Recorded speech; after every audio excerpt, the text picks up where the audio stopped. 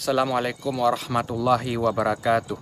Ikhwani fillah, bulan Ramadan adalah bulan di mana Allah Subhanahu wa taala membuka sebesar-besarnya pintu ampunan kepada hambanya.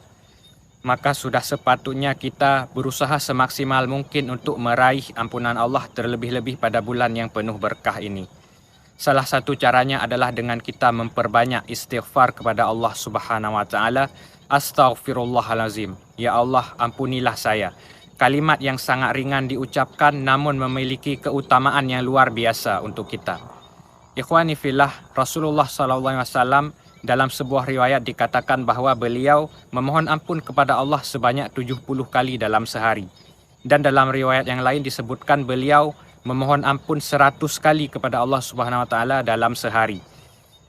Nah, beliau saja yang maksum, dijaga oleh Allah daripada dosa, beristighfar, memohon ampun kepada Allah 70 hingga 100 kali dalam sehari.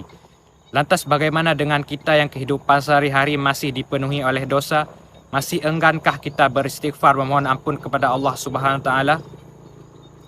Mudah-mudahan pada bulan yang penuh berkah ini Allah memberikan kita keampunan dan Allah mengeluarkan kita dengan keadaan terampuni daripada semua dosa-dosa kita, insya Allah.